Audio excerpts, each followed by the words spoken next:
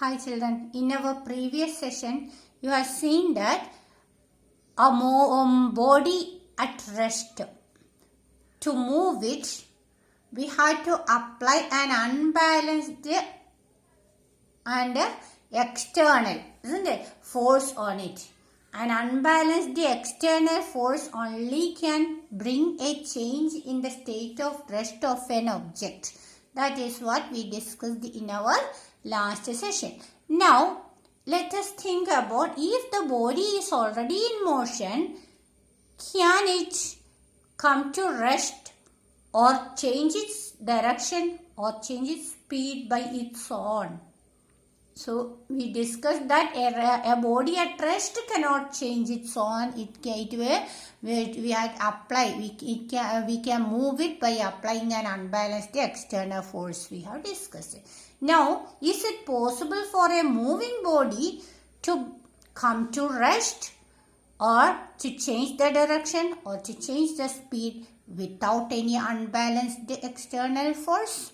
That's what we are going to discuss next. So here you can see the picture. Two slides are made, slopes, isn't it? And this arrangement is made by Galileo. Okay, for one of the most important observation done by Galileo. Okay, so here you can see two smooth surfaces are arranged with the same slope on both. And here a ball is allowed to roll down. Here you can see a ball is kept here and it is allowed to roll down from definite height along the surface, one of the surface.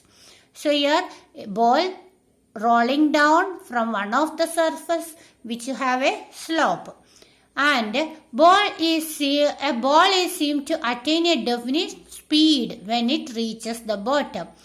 And after reaching the bottom, what will happen? It will move to the other slope, move up to the other slope. And it will move with the same speed. The speed of this will not change. With the same speed, it will move to the towards upward direction on the other slope up to till it reaches the same height from where it fall. Okay? From where it fallen. So the same height, it will move continuously till it reaches the same height up to from where it fallen down.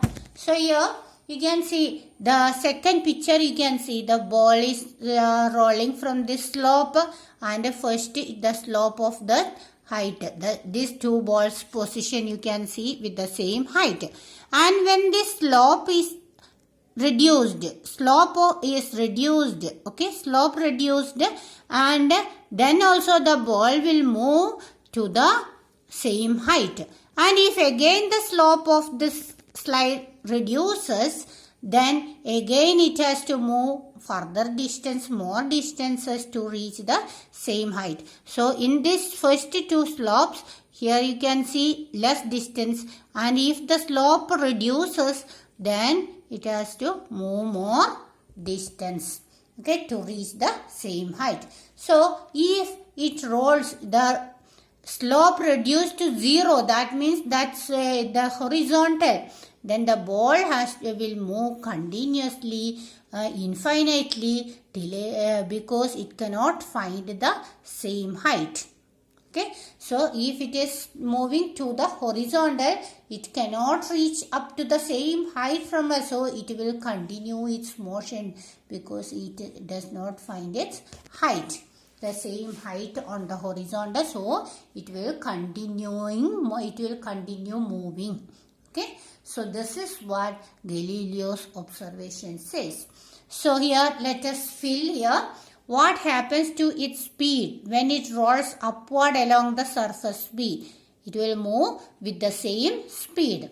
What do you observe when the slope of the surface is reduced? When the slope of the surface is reduced, it moves more distance. It has to cover more distances, and it will move up to the same height. It will move up to the same height. The ball reaches the same height every time the slope is reduced.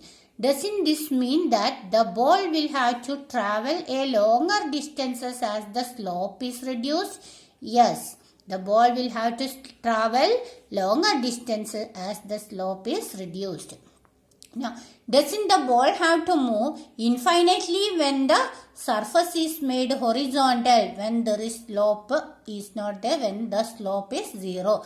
In that case, wouldn't the motion of the ball continue indefinitely? Yes, it will continue indefinitely. We can use writing this wiring channels to do this experiment. Galileo's experiments we can use we can do at home by using wiring channels. So you just try to find it out whether this is correct, true or not. You have to do that experiment at home and tell me what observation you made. Okay. So what does this experiment show to us? Yes, it shows that a body in motion doesn't need an external unbalanced force for it to continue in a state of rectilinear uniform motion. Uniform motion means speed does not change, isn't it? Uniformly it moves, covers equal distances in equal intervals of time, then it is called uniform motion. That is what we learned in 9th standard. So here you can see the body which is already in motion. To continue its motion, there is no need of any unbalanced external force. It will continue its motion. Okay, even though any unbalanced force is not external, unbalanced force is not applied on the body. A body in motion can continuously move. Okay, continuously move.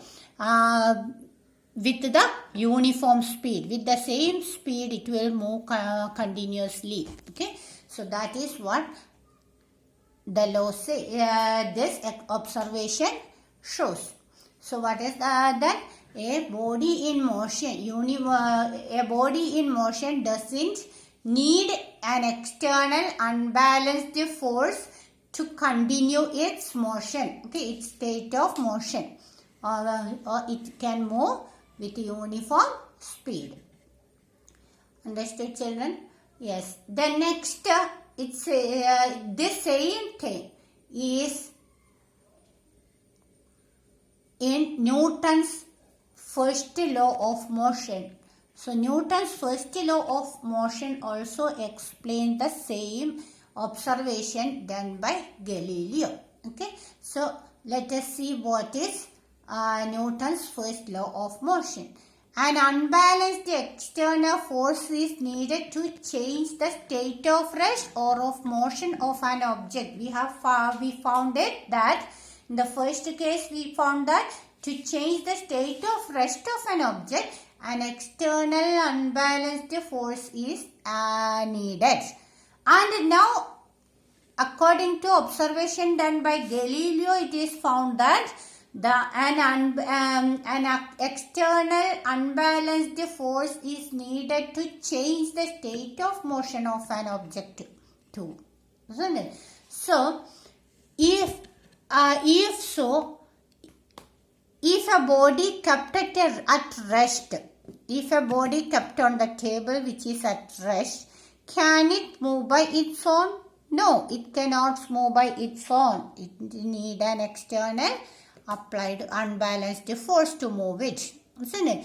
And a ball rolling on the floor, can it come to rest without application of any force? No, it cannot come to rest without the application of any external force. So every object continue in its state of rest or of uniform motion along a straight line unless an unbalanced external force acts on it. This is Newton's first law of motion. So what is Newton's first law of motion says? So, yes, every object continues in a state of rest or of uniform motion along a straight line unless an external unbalanced force acts on it. This is Newton's first law of motion. Okay, children, we will continue in the next session. Till then, bye. We will continue the topic, and Newton's first law of motion we have to explain a little more, and some examples also we have to discuss, and we will do it in the next session. Till then, bye.